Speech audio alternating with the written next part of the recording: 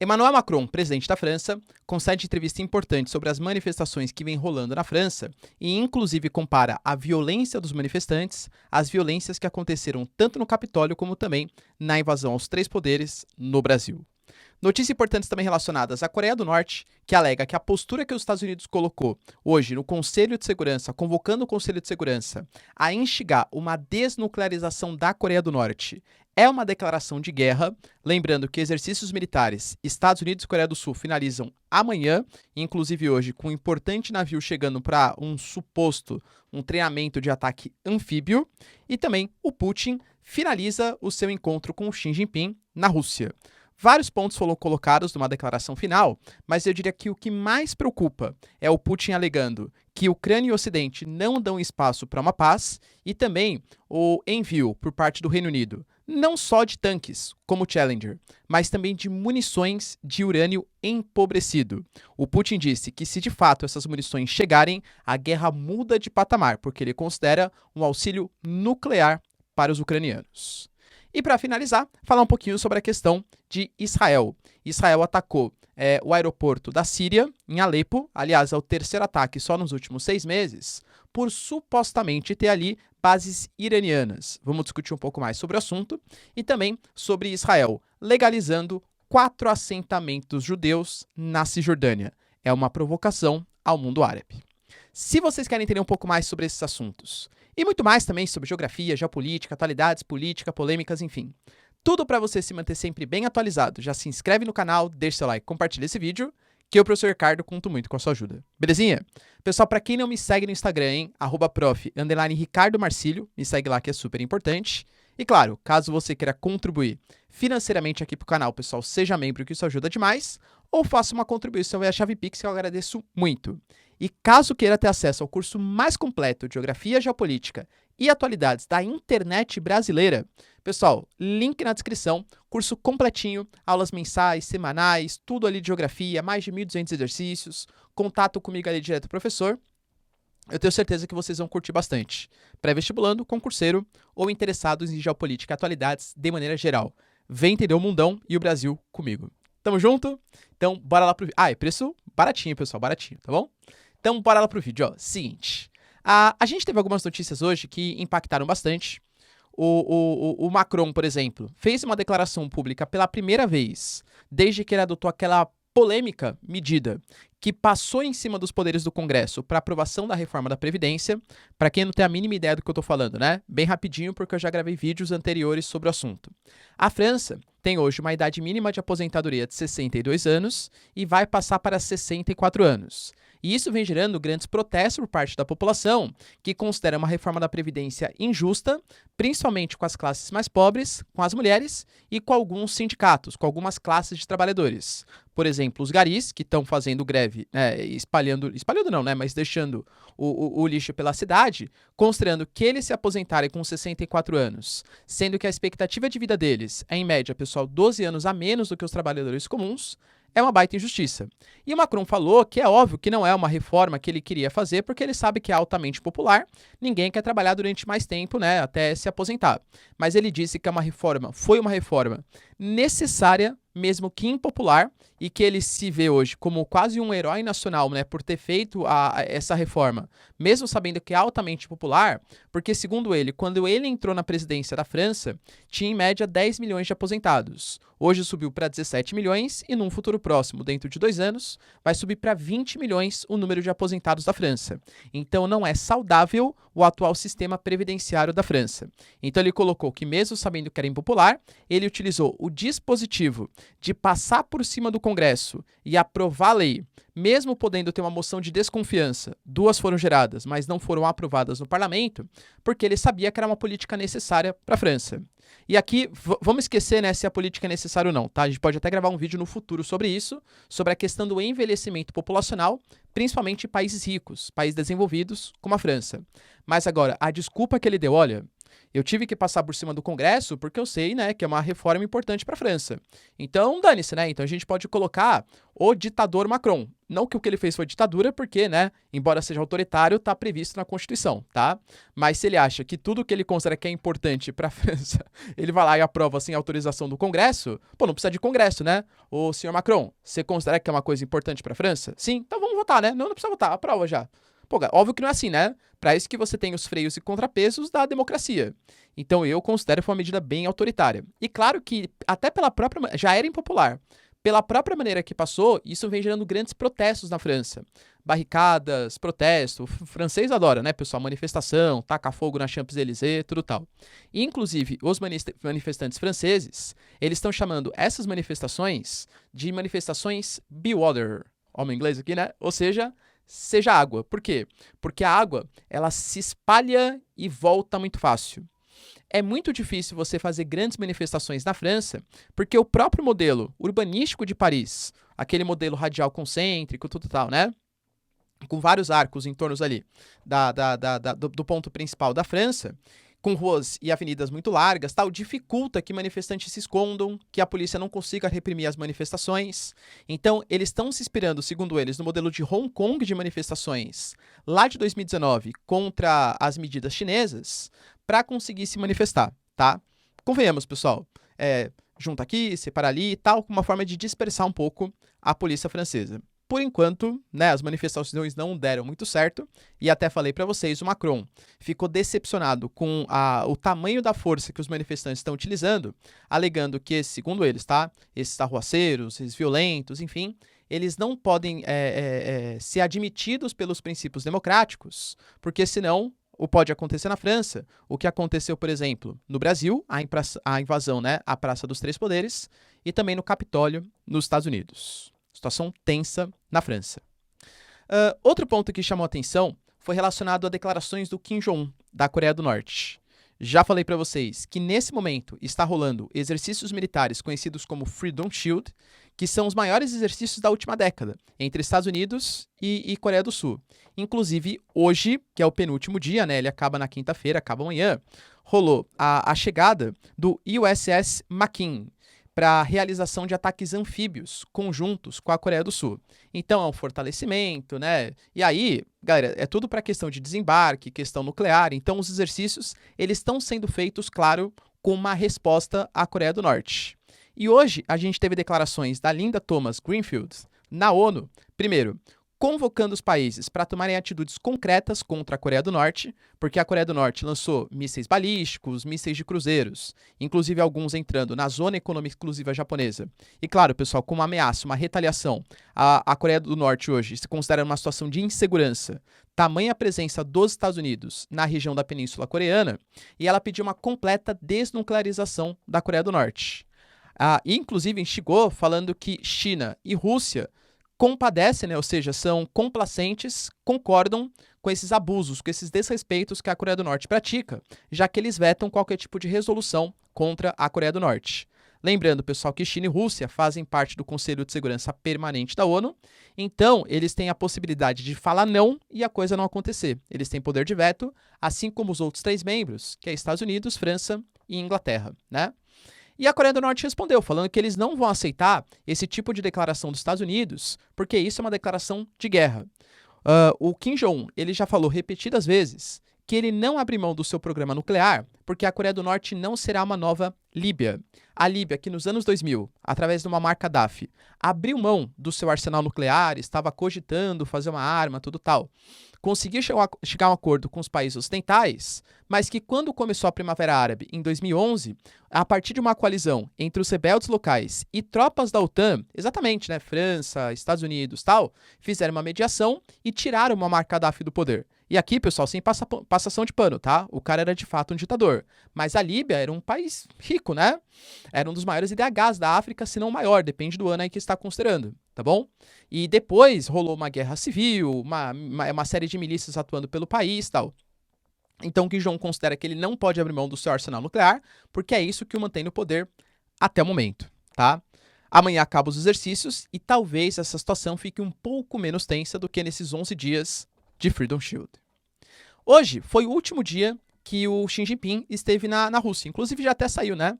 Vai para a China e inclusive receberá a visita do Brasil no final de semana. Vamos gravar vídeo aí mais adiante, né, sobre a visita do Brasil à China. Mas eu diria aqui para vocês, de pontos mais importantes, né, de resoluções que a gente teve, primeiro, a China e a Rússia.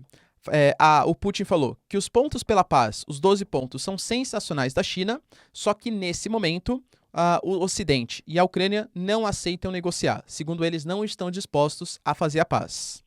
Segundo os Estados Unidos, ele não pode aceitar os 12 pontos pela paz da China, porque a China em nenhum momento fala em retirar as tropas da Rússia da Ucrânia. E o próprio Blinken, né, secretário dos Estados Unidos, ele já falou que qualquer tipo de tentativa de paz ou de cessar-fogo que não obrigue a Rússia a tirar as tropas da Ucrânia já é uma derrota para a Ucrânia. Em compensação, Zelensky deu uma cutucadinha, né? Ontem o Fumio Kishida, primeiro japonês, estava na Ucrânia, deu uma cutuca de falar, não é bem assim.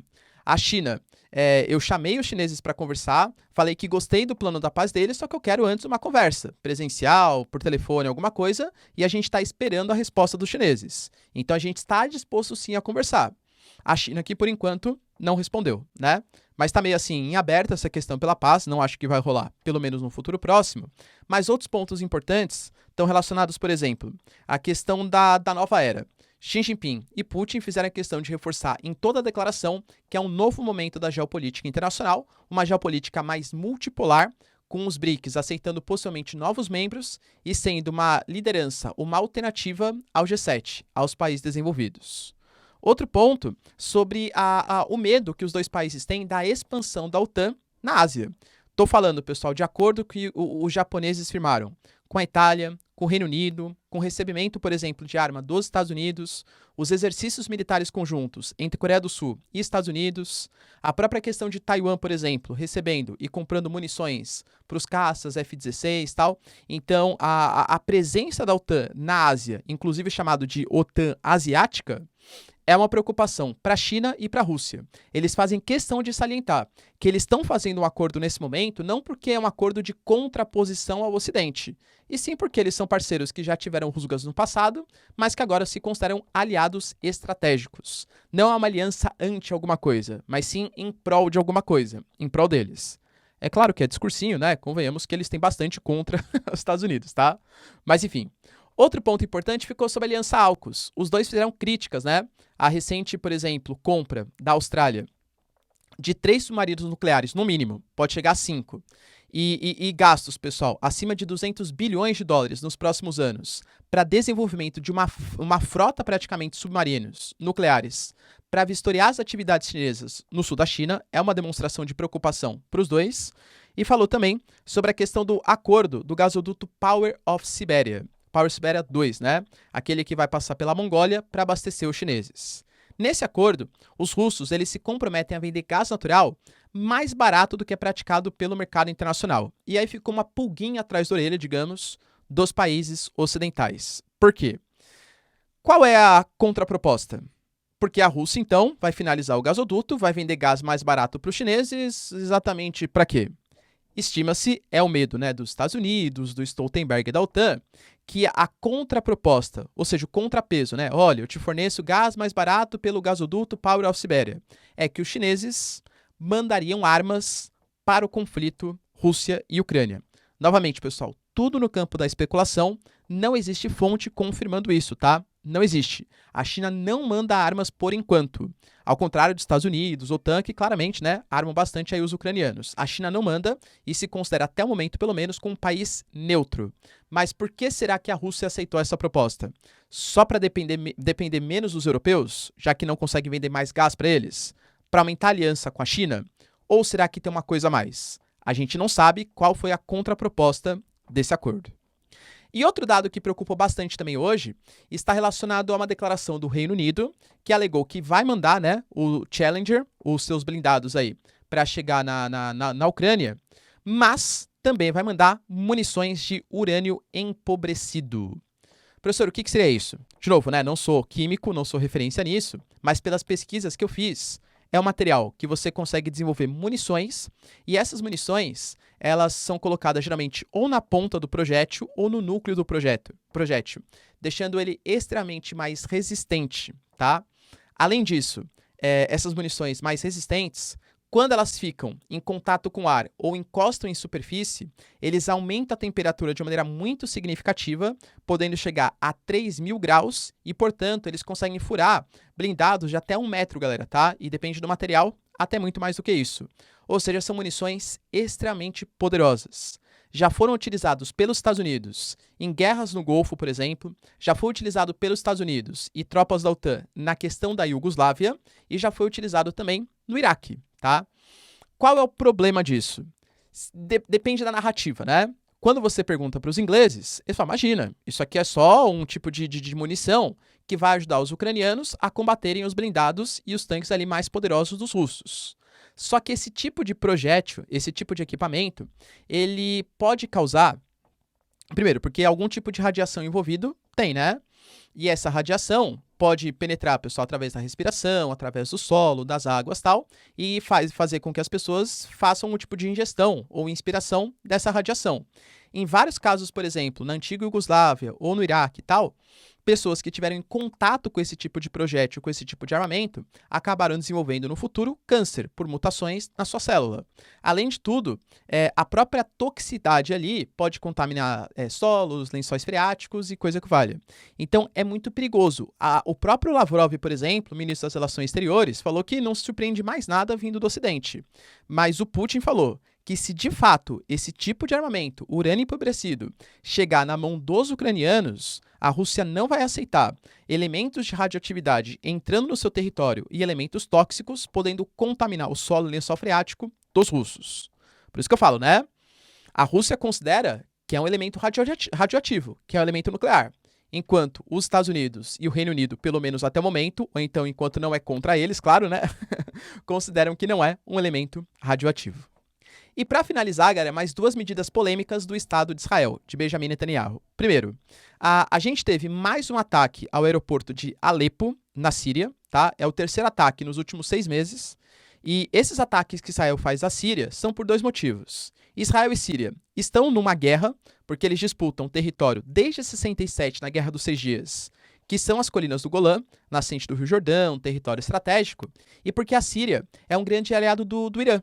E o Irã coloca uma série de bases militares no meio de residências, áreas, enfim, né, de moradia mesmo, para fazer um escudo humano contra os israelenses, e utiliza essas áreas para mandar armas, por exemplo, para a Jihad Islâmica, para mandar armas para o Hezbollah, no sul do Líbano, ou então para os próprios sírios combaterem os israelenses.